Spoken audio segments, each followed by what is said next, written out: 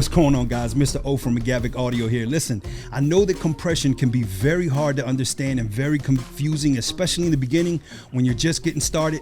I got a cheat code. I'm going to show you a technique that I used to hone in my mastery of compression. We'll do that in less than 30 seconds. Let's go. All right, guys, so now that we're right here, you're going to notice in this red file that there's some peaks right here, right? I'm going to show you how to visualize how to set compression up so you can see it, visualize it, right? So if we go here, we're gonna go down to our sound effects window and we're gonna go down to dynamics and we're gonna open up a compressor. Now I'm gonna do this randomly, really quickly. I'm trying to do this in under a minute.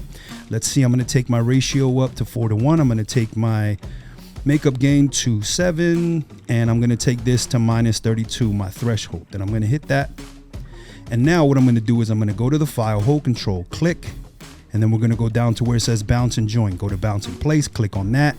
Don't worry about all of this, just name it, do what you gotta do, hit okay, and boom.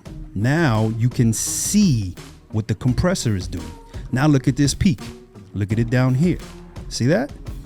So you're able to hone in that way. You're able to visualize better that way. Look at that peak, look how big it is, look how it is here, look how the compressor is working. That's a cheat code for compression. Maybe you've already been doing this, but if not, I just gave you one. Don't forget to like and subscribe.